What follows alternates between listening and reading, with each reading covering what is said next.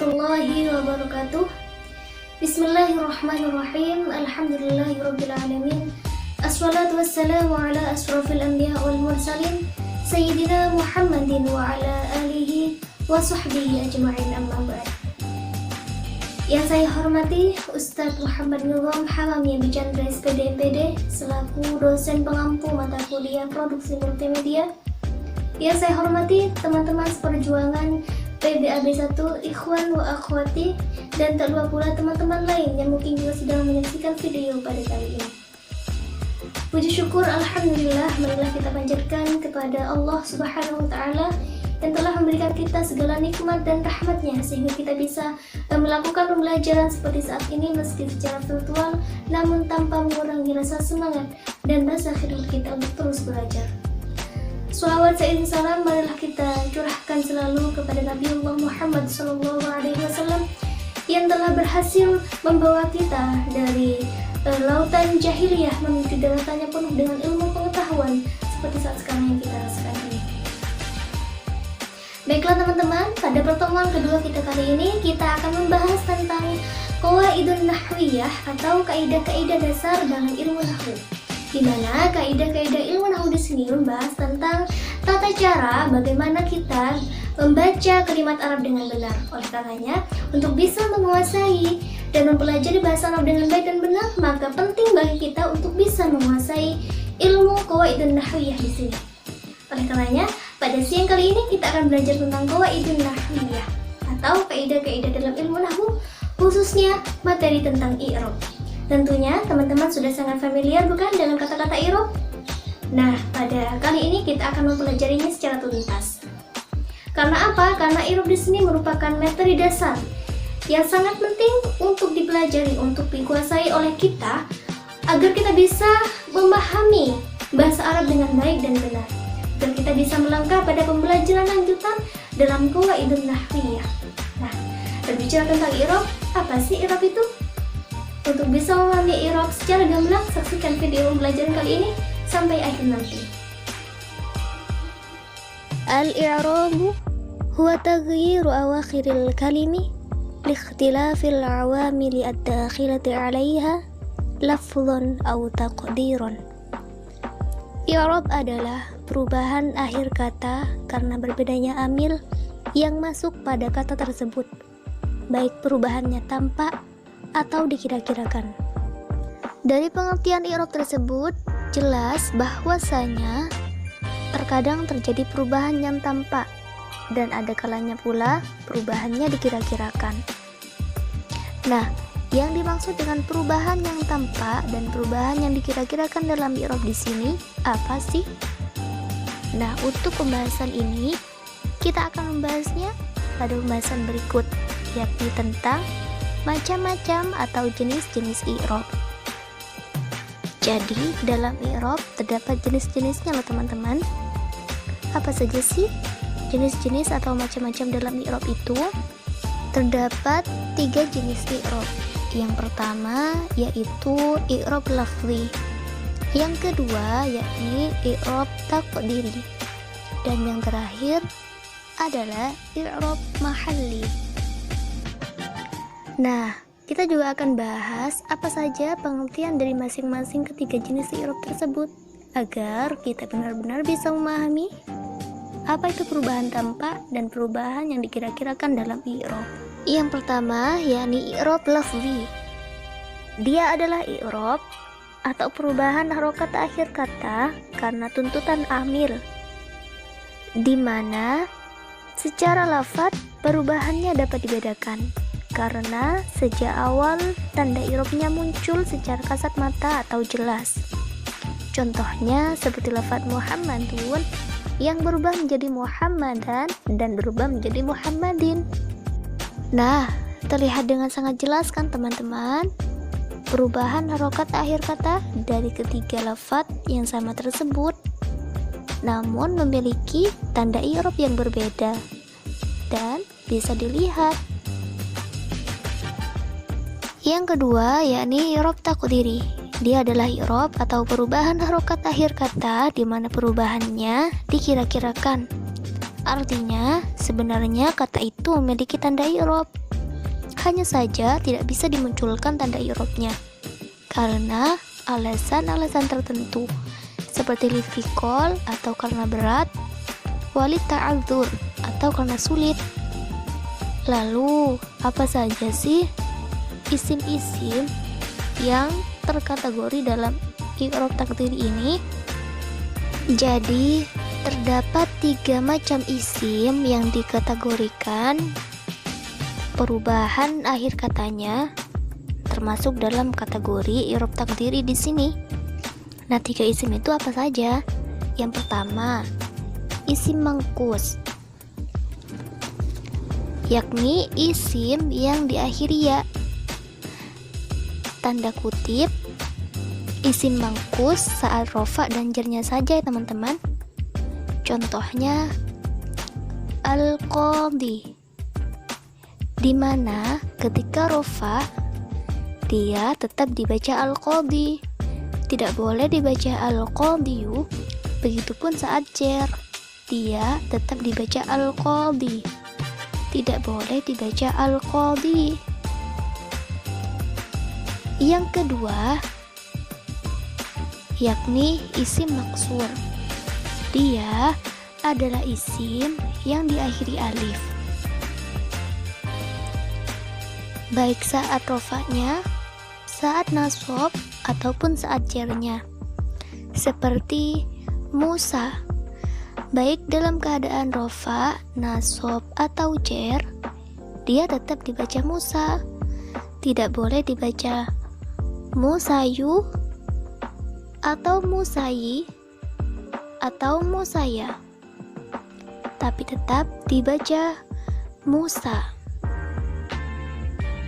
Isim yang ketiga yakni isim yang dimudhofkan kepada ya mutakallim, baik saat rofa, saat nasab, ataupun saat jar.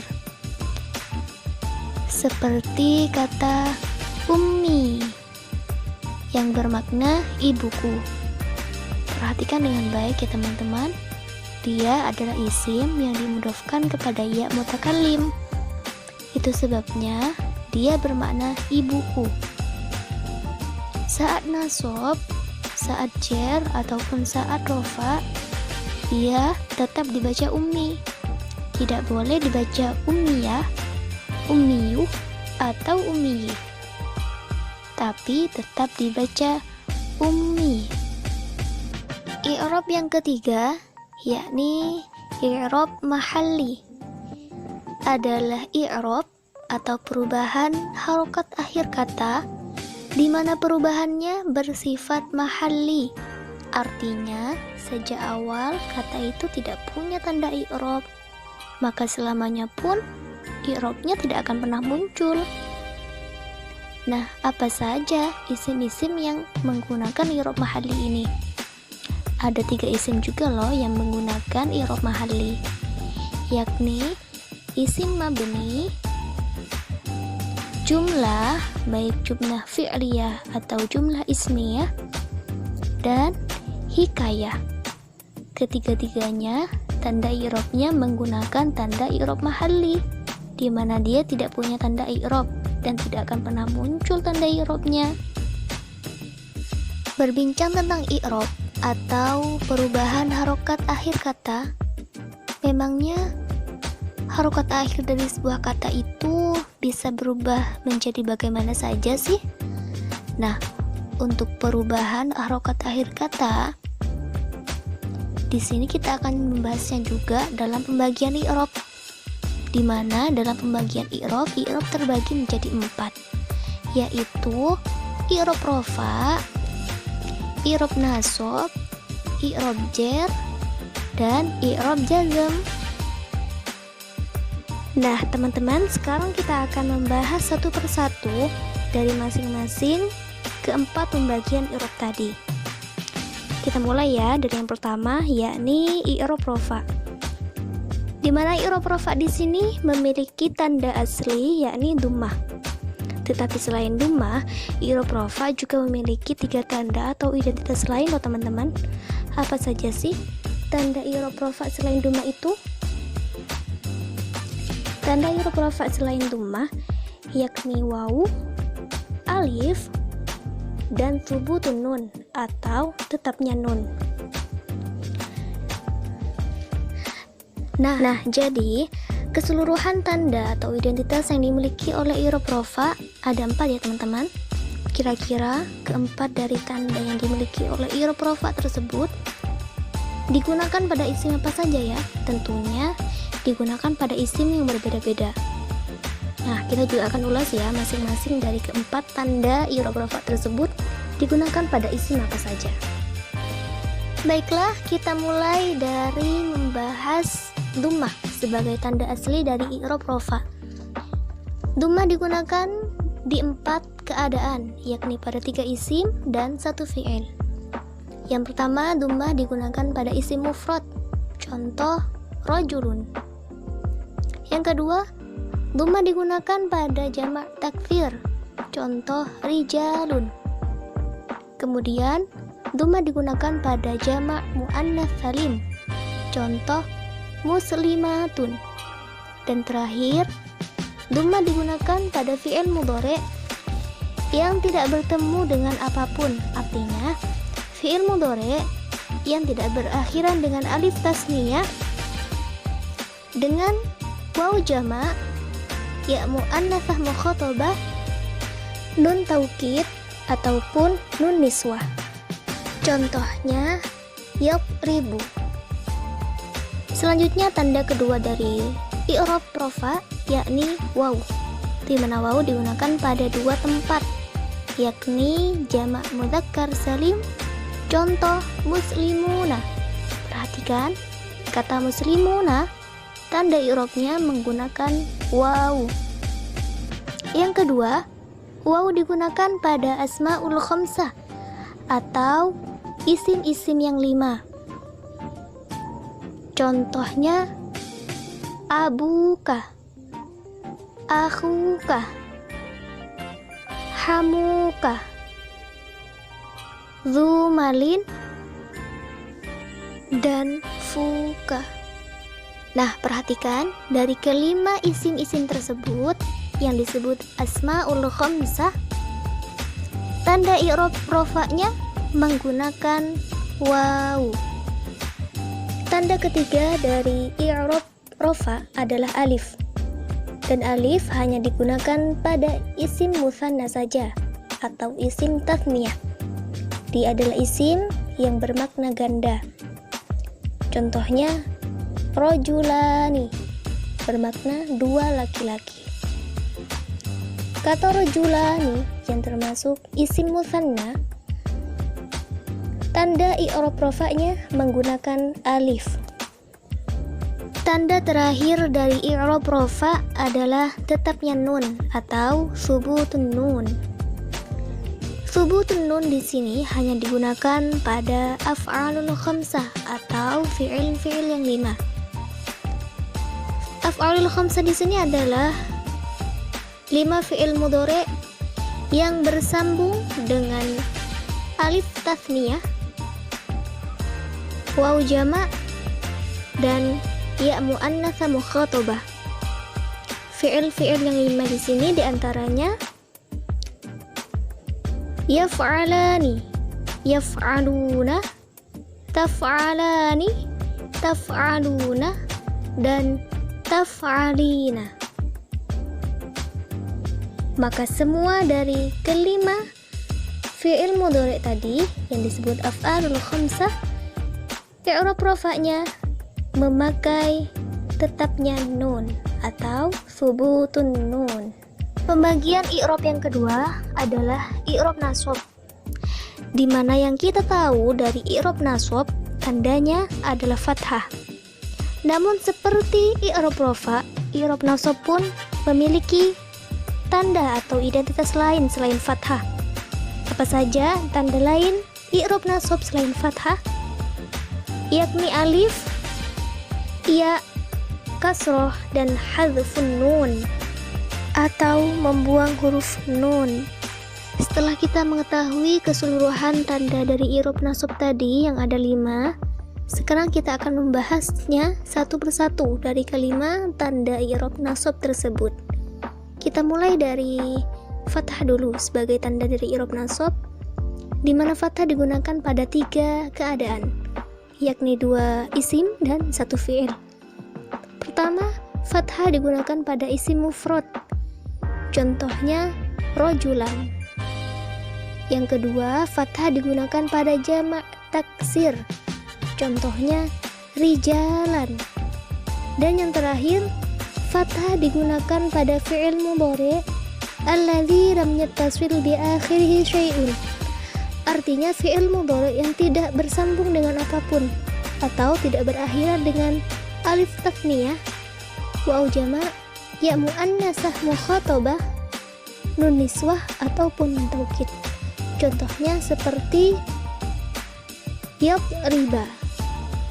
Tanda kedua dari i'rab nasab yakni alif, di mana alif hanya digunakan pada 1 keadaan, yakni pada asmaul khamsah atau isim-isim yang 5. Contohnya seperti abaka, hamaka, akhaka, faka, zamalin. Jadi perhatikan, dari kelima isim-isim tersebut keseluruhannya tanda nasabnya menggunakan alif. Tanda ketiga dari i'rab nasab yakni ya, di mana ya digunakan pada 2 tempat, 2 keadaan. Yang pertama pada isim mutsanna atau tasniyah yang bermakna ganda, contohnya seperti rojulaini. Yang kedua, iya digunakan pada jamak mudzakkaris salim, contohnya muslimina. Jadi kedua contoh tersebut, rojulaini dan muslimina, tanda nasabnya menggunakan ya. Tanda keempat yakni kasroh, di mana kasroh hanya digunakan pada 1 keadaan, yaitu pada jamak muannas salim. Contohnya seperti muslimatin. Tanda terakhir dari i'rab nasab adalah hadzfun nun atau membuang huruf nun, di mana hadzfun nun digunakan hanya pada af'alul khamsah atau fi'il-fi'il yang 5. Pengertian tentang af'alul khamsah sebelumnya sudah kita singgung dalam pembahasan i'rab rafa tadi ya, di salah satu tandanya. Begitupun dengan macam-macamnya, yakni yaf'alani, yaf'aluna, taf'alani, taf'aluna, dan taf'alina. Namun saat dalam keadaan nasab, maka tanda nasabnya menggunakan hadzfun nun atau membuang huruf nun, maka menjadi yaf'ala, yaf'alu, taf'ala, taf'alu, dan taf'ali. Pembagian i'rab yang ketiga yakni i'rab jar, di mana i'rab jar memiliki 3 tanda atau 3 identitas. Meskipun kebanyakan orang hanya tahu bahwa tanda dari i'rab jar kasroh saja, namun selain kasroh, i'rab jar juga memiliki 2 tanda lain, yakni ya dan fathah.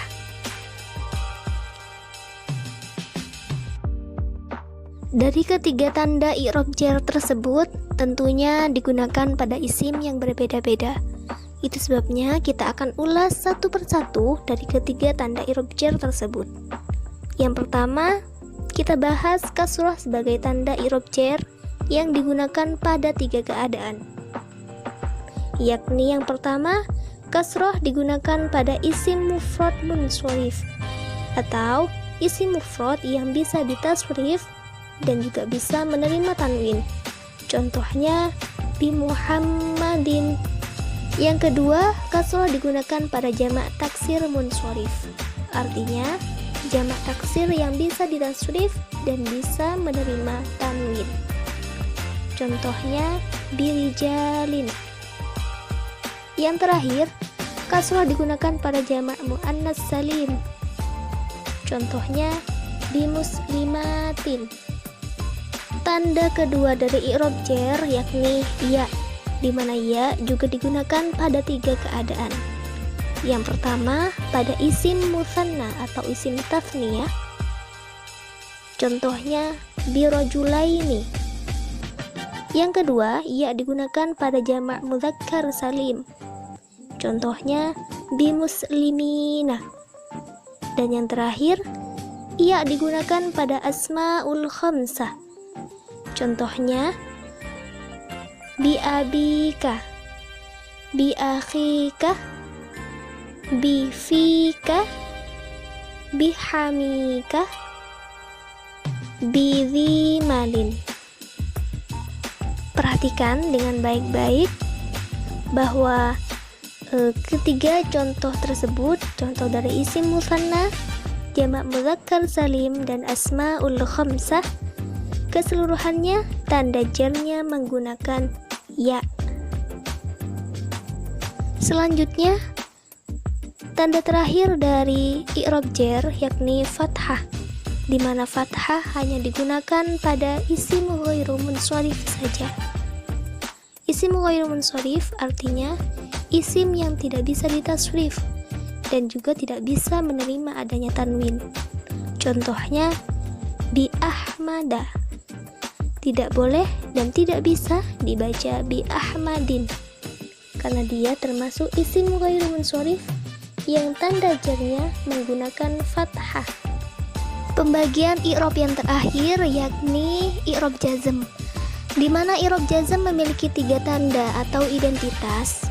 Meskipun kebanyakan orang hanya tahu bahwa tanda dari i'rab jazm hanyalah sukun, tetapi selain sukun, i'rab jazm juga memiliki 2 tanda atau 2 identitas lain, yakni hadzfu harfil illah atau membuang huruf illat dan hadzfun nun atau membuang huruf nun. Yang tentunya ketiga tanda dari i'rab jazm tersebut digunakan pada situasi yang berbeda. Nah, kita akan ulas satu persatu dari ketiga tanda i'rab jazm tersebut. Tanda pertama dari i'rab jazm adalah sukun, di mana sukun hanya digunakan pada fi'il mudhari yang shahihul akhir. Artinya, fi'il mudhari yang tidak berakhiran dengan huruf illat atau tidak berakhiran dengan sesuatu yang lain, seperti alif tasniyah, waw jama', ya muannas mukhatabah, nun taukid ataupun nun niswah. Contohnya, yansuru bertemu dengan amil jazm, maka tanda jazmnya menggunakan sukun menjadi lam yansur. Tanda kedua dari i'rab jazm adalah hadzfu harfil illah atau membuang huruf illat, di mana hal ini hanya berlaku pada fi'il mudhari yang mu'talul akhir atau fi'il mudhari yang diakhiri dengan huruf illat. Contohnya seperti fi'il mudhari yarumi, di mana kata yarmi adalah fi'il mudhari yang diakhiri huruf illat. Jadi ketika bertemu dengan amil jazm, tanda jazmnya dengan hadzfu harfil illah, maka menjadi lam yarumi. Huruf illatnya menjadi tidak ada atau dibuang. Dan tanda terakhir dari i'rab jazm yakni hadzfun nun atau membuang huruf nun, di mana hal ini hanya berlaku pada af'alul khamsah atau fi'il-fi'il yang 5, atau juga fi'il yang berakhiran dengan alif tasniyah atau waw jama' atau ya muannas mukhatabah, nun niswah ataupun nun taukid. Contohnya yaf'alani. Ketika bertemu dengan amil jazm, maka tanda jazmnya dengan hadzfun nun menjadi lam yaf'ala. Nunnya dibuang sebagai tanda jazmnya. Baiklah teman-teman, mungkin cukup itu saja pemaparan pembelajaran kita tentang qawaidun nahwiyah, khususnya tentang materi i'rab. Semoga pembelajaran kali ini memberikan manfaat kepada kita semua dan menambah wawasan pengetahuan kita. Cukup sampai di sini dulu, tapi Tetap jangan lupa untuk terus semangat belajar dan teruslah mengasah pemikiran kita dengan ilmu-ilmu yang bermanfaat. Sebelum saya mengakhiri video pembelajaran pada kali ini, saya mengucapkan mohon maaf atas segala salah dan khilaf yang mungkin sengaja ataupun tidak terucap ketika pembelajaran tadi, dan terima kasih telah menyaksikan video pembelajaran ini dengan penuh khidmat dan penuh rasa semangat. Dari saya, akhirul kalam, wassalamualaikum warahmatullahi wabarakatuh.